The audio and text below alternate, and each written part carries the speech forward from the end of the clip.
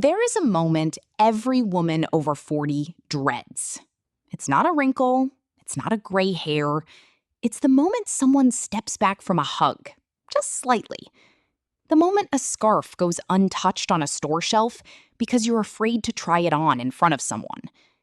The moment you catch yourself wondering, in silence, in the car, in the mirror, do I smell old? In the West, we don't talk about it. We pretend it doesn't exist, we spray over it, mask it, ignore it, and hope no one notices. But in Japan, women have known about this for centuries. They have a name for it, they study it, and most importantly, they have quietly, generation after generation, passed down a set of rituals designed to stop it before it ever begins. Today, I'm going to show you what they know. Stay until the end, because the third practice is the one dermatologists are only now starting to understand, and it has nothing to do with perfume. Before we go further, if you've ever felt unseen, overlooked, or quietly insecure about the way your body is changing with age, this channel exists for you. Every week, I bring you the wisdom that Eastern cultures have protected for hundreds of years. Wisdom about beauty, aging, and dignity that the modern world forgot. Hit subscribe now, because what I'm about to share with you next may change the way you see the next 20 years of your life. If you've ever found yourself pulling away from a hug or avoiding getting close to someone for fear of what they might sense, I want you to know there is a solution, and it's one that has been kept secret for centuries. I've gathered everything these Japanese women know about this into a comprehensive guide, A Woman Japanese Complete. It's available in the pinned comment for a limited time because I want as many women as possible to have access to this before the window closes. In Japan, there is a term kareishū. It translates roughly to aging odor. Japanese researchers were among the first in the world to scientifically study this phenomenon back in the early 2000s, when a research team at a major cosmetics company identified a compound called nonenal, a fatty aldehyde that becomes more prominent in human skin as we age, particularly after 40. But here is what's fascinating. While the West only recently started talking about this compound in laboratories, Japanese culture had already been responding to it for centuries through daily rituals rooted not in vanity, but in respect. Respect for the body, respect for aging, respect for the people around you. Because in Japanese tradition, how you carry yourself as you age isn't just personal, it's social. It's a form of grace. And the women who practice these rituals don't do it out of fear. They do it as an act of quiet dignity. Let's be honest about what this really feels like. It's not really about the smell. It's about what the smell represents. It's the fear of becoming invisible. It's the fear that your body is betraying you, that something is happening to you that you can't control. And worse, that everyone around you can sense it before you do. It's the mother who stops leaning in close to hug her grandchildren. It's the woman who avoids sitting too close to coworkers in meetings. It's the wife who quietly wonders if this is one more reason her husband seems distant. Nobody prepares you for this stage of life. Nobody warns you that aging isn't just about your face in the mirror. It's about the invisible signals your body sends into every room you walk into. But here's what I need you to understand before we go any further. This is not a personal failure. This is biology. And biology, when understood, can be worked with, not fought against. The first ritual comes from something most Westerners think they already understand, but don't: the Japanese bath, or oforo. In the West, a shower is functional. Get in, get clean, get out.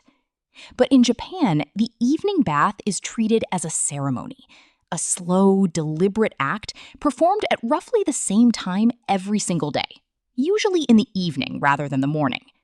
Why does timing matter so much?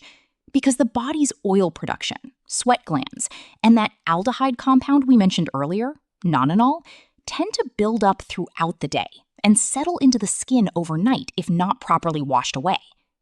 A rushed, lukewarm morning shower does not fully remove this buildup. A slow, warm evening soak does. Traditional practice calls for water heated to a precise, comfortably hot temperature, not scalding, but warm enough to open the pores and encourage circulation, followed by gentle, unhurried cleansing with natural cloths rather than harsh scrubbing. The goal isn't to strip the skin aggressively. It's to consistently, gently remove what has accumulated, every single day, without exception. This daily discipline, repeated for decades, is one of the quiet reasons Japanese women in their 50s, 60s, and 70s often report far less concern about this issue than women in other parts of the world who bathe inconsistently or rely on quick morning showers alone. The second ritual isn't something you do to your body from the outside. It's something you feed it from within. Traditional Japanese diets are naturally lower in the kind of saturated animal fats that Western diets are built around, and higher in foods that Japanese tradition has long associated with a cleaner internal system. Green tea, fermented soy in the form of miso and natto, seaweed, and fish rich in omega-3s, rather than red meat rich in saturated fat. There's a reason green tea in particular appears at nearly every Japanese meal, not as a beverage of luxury, but as a daily habit. Its polyphenols, specifically catechins, are believed by traditional practitioners and increasingly studied by modern researchers to help neutralize the very compounds responsible for that aging odor from the inside out. Antioxidants combat what's called oxidative stress, which is one of the underlying processes believed to accelerate the production of nonenal in aging skin. This isn't about a strict diet or deprivation. It's about the accumulation of small, repeated choices. A cup of green tea instead of coffee in the afternoon, miso soup instead of a heavy cream sauce, fish instead of red meat 2 or 3 times a week. Over years, these small choices compound into a completely different internal environment for the body to age within. In Japan, there is a term kareishū. It translates roughly to aging odor. Japanese researchers were among the first in the world to scientifically study this phenomenon back in the early 2000s, when a research team at a major cosmetics company identified a compound called nonenal, a fatty aldehyde that becomes more prominent in human skin as we age, particularly after 40. It's pinned in the very first comment below this video, made available at a limited, symbolic access for a short window of time, because I want as many women as possible to have this before that window closes. If you felt what I've described today, don't carry it alone. Go read that pinned comment now, while it's still there. Now, here's the practice most people get completely wrong, and it's the one I promised you at the beginning. Most people, when they worry about body odor, reach for perfume. They try to cover the smell with something stronger. But traditional Japanese skincare philosophy takes the opposite approach entirely. Instead of masking the odor, you treat the skin itself, because the compound responsible isn't sitting on the surface, it's being produced within the skin's own oil layer. This is why Japanese skincare routines, especially among older women, focus so heavily on gentle exfoliation and skin barrier maintenance. Using rice-bran, for example, a byproduct of Japan's staple grain that has been used in skincare for over 1,000 years. Rice-bran contains natural oils and antioxidants that traditional practitioners believed helped balance the skin's own oil production, keeping it from producing excess sebum, which is the very fuel that allows aldehyde compounds like nonenal to form in the first place.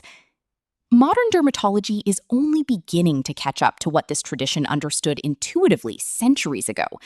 You don't fight aging odor with fragrance. You fight it by keeping the skin's own chemistry in balance, so the compound has less material to form from in the first place. There's a fourth layer to this that almost nobody talks about, and it has nothing to do with the body itself. It has to do with what touches the body every single day: fabric. Traditional Japanese homes favored natural fibers, cotton, linen, silk, over the synthetic blends that dominate modern closets.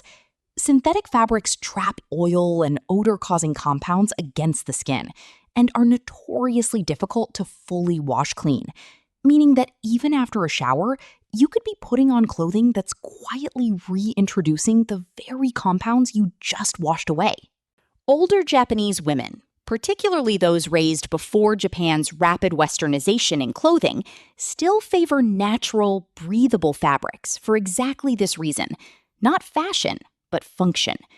It's a small, almost invisible choice, but repeated daily over years, it becomes part of the same quiet architecture of prevention that runs through every one of these practices. Here's what ties all of this together, and it's the part I think matters most.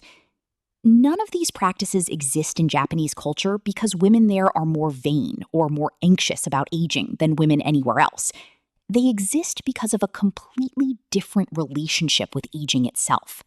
In much of the West, aging is treated as something to fight, to hide, to deny for as long as possible.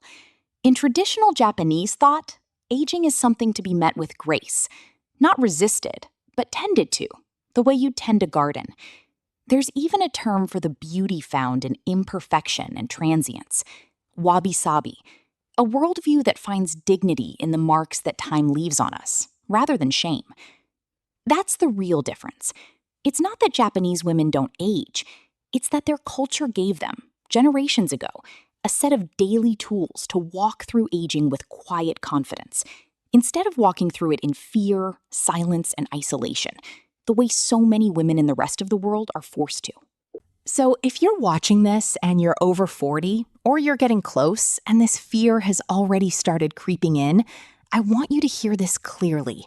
You are not broken. You are not doomed to become someone people quietly step away from. You are simply someone who hasn't yet been handed the tools that another culture has protected and passed down for centuries. The evening ritual bath, the green tea and the fermented foods, the rice-bran and the skin balance, the natural fabrics against the skin. None of these are expensive. None of these are complicated. They are small, repeated acts of care. The same small acts that Japanese grandmothers have quietly taught their daughters, who taught their daughters, for longer than most Western beauty companies have even existed. I want to sit with something for a moment, because I think it matters more than any single ritual I've described. There's a particular kind of loneliness that comes with aging as a woman, a sense that the world's attention, once so present, begins to quietly withdraw. And when a fear like this one enters the picture, the fear of an odor you can't fully see or control, it doesn't just affect your confidence, it changes your behavior. You stop leaning in. You stop sitting close. You start choosing distance, even when what you actually want, more than anything, is closeness. Japanese tradition understood something the modern world forgot, that the way we care for our bodies as we age isn't vanity. It's how we stay present in the lives of the people we love. It's how a grandmother keeps hugging her grandchildren without hesitation. It's how a wife keeps leaning her head on her husband's shoulder after 30 years of marriage. It's how a woman keeps walking into a room like she still belongs there, because she does. These rituals were never really about smell. They were about staying close to the people you love for as long as you possibly can. There's one more piece of this puzzle, and it's the one Western medicine has only recently started to seriously investigate: stress.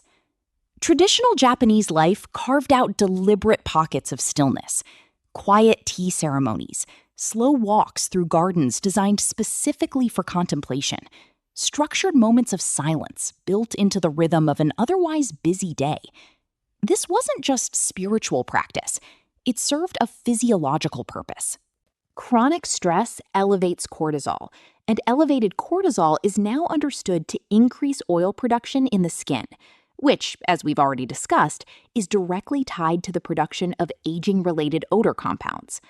In other words, an anxious, overstimulated nervous system doesn't just affect your mood, it quietly changes your body's chemistry day after day, in ways that show up in every one of these areas we've discussed. This is why traditional Japanese wellness never separated the mind from the skin, the spirit from the body. They understood, long before modern science had the vocabulary for it, that stillness itself was a form of skincare. So let's bring all 5 of these threads together, because individually they might seem small, but together they form something much bigger. The evening bath, done with consistency rather than rushed. The diet built around green tea, fermented foods, and fish instead of heavy processed fats. The gentle rice-bran-based skincare that balances oil production instead of fighting it. The natural fabrics that don't trap what your skin releases. And the deliberate stillness that keeps your body's stress chemistry from working against you. None of these alone is a miracle cure, but together, practiced daily for years, they form the exact architecture that has allowed generations of Japanese women to move through their 40s, 50s, 60s, and beyond without ever having to quietly wonder if the people around them are pulling away. I think the real lesson here isn't really about odor at all. I think it's about attention. Japanese tradition teaches that the body deserves daily, quiet attention. Not panic, not obsession, not expensive interventions reached for in a moment of crisis, but small, consistent acts of care, repeated so often they become invisible. That's the real secret. It was never a single product or a single trick. It was the decision, made every single day for decades, to treat your own aging body with the same patience and respect you'd give someone you love. And I think that's something every woman, anywhere in the world, regardless of culture, deserves to hear. You are allowed to care for yourself this way. You are allowed to build these small rituals into your life, starting today, not because you're afraid of what people think, but because you deserve to walk through every room, every hug, every close conversation without a single moment of hesitation. Before you go, I want to say this directly to you. If today's video stirred something in you, if you recognized yourself in even one sentence I said, please don't let this be a video you simply watch and forget. This is exactly why I put together A Woman Japanese Complete. It takes everything we've touched on today and goes far deeper. The full daily rituals, the exact traditional recipes, the complete skin and bath routines passed down through generations of Japanese women. It's sitting in the pinned comment below this video right now, available for a limited time. I built it because I don't want you to have to search for this piecemeal, the way I had to. I want you to have it all in one place so you can start tonight. Go take a look while it's still there. Aging isn't the enemy. Fear and silence are the enemy. And for centuries, in a small island nation on the other side of the world, women found a way to face this exact fear with grace, ritual, and quiet confidence, without shame, without hiding, without pulling away from the people they loved. You deserve that same grace. And now, you know exactly where to begin. If this video meant something to you, subscribe, and I'll see you in the next one, where we'll uncover another piece of ancient wisdom the modern world left behind.